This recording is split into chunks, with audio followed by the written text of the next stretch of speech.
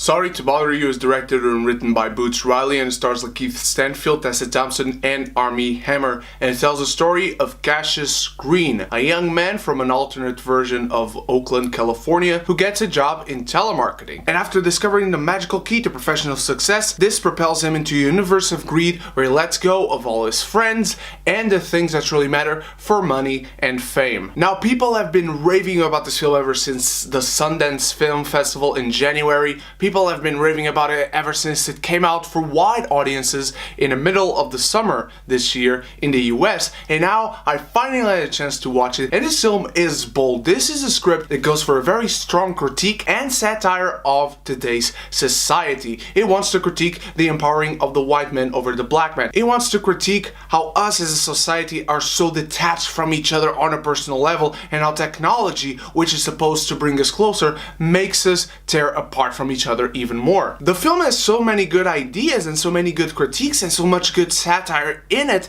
that it really pinpoints you to look in the direction of these problems and analyze them for yourself. However, the film does not do a good job of critiquing it itself. Boots Riley had many good ideas, but you can tell this dude is a first-time director. I personally never heard of him. Maybe he just doesn't make the type of music I listen to. He has so little handle on the structure of the film, on the pacing. He just can't direct actors, because Lakeith Stansfield is probably the only good person in this film. Not because he's the only good actor, because Tessa Thompson is incredible, Armie Hammer is incredible, Terry Crews is great, Danny Glover is amazing, but Lakeith Stansfield is the only character that has to play through so many levels in this film. The guy is a great actor, so he plays those levels, and he's basically the only person I liked in this film as an actor, because I didn't care for any of the characters. The characters are either indifferent to me or completely dislikable. I never got to really love Lakeith Stanfield's character Cassius Green, but at one point I started to dislike him so much he never brought it back for me to the point where I liked him again. And this film becomes a mess at one point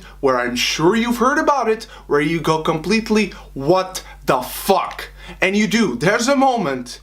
I don't think I will see a moment like this in the rest of 2018. In the whole of 2019, I don't think I ever seen anything this crazy. And yes, I've seen many movies and nothing this specifically crazy. Not only does it not make sense in the context of the film, but it completely destroys everything the movie had been building and everything it had been doing up until this point. Because one thing is how you structure a film, and this film is structured through allegory. Boots Riley wants to critique this and that, and he makes a story around it with very good satire again, with very good critique, and it's all metaphor for this and for that. Characters are metaphors, stuff they do is metaphors, stuff they say is metaphors, situations in their lives, what they have to do, the conflicts they face are metaphors. However, when that becomes literal, this one specific thing becomes literal and everything else is forgotten about, nothing is effective, nothing makes sense, and the film is a mess. It's not about anything really, it's about this one thing where it's not even smart or intelligent to talk about, because they're not talking about it as a metaphor.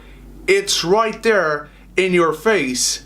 Unfortunately, quite literally. This film just didn't work for me, guys, and it's one of those films I will never understand how anybody can like it. However, I don't have to understand. I have to respect everyone who likes it, and I respect everyone who likes it. I've been talking to my friend Zach Pope, and he loved this film, and I'm very happy for him. For me, however, this is a complete mess of a film. I don't like anything about it apart from Lakeith Stanfield's performance. Characters don't work, story doesn't work, metaphors don't work, because Boots Riley himself destroys those metaphors and those critiques and that satire for something literal that it's just sad. It's painful to watch. It's cringe inducing. On the script, I'm sure these actors read it and they were like, this can come off really cool. And in direction, it just didn't work. Maybe in someone else's hands it could have, but I'm going to have to give Sorry to Bother You a D-.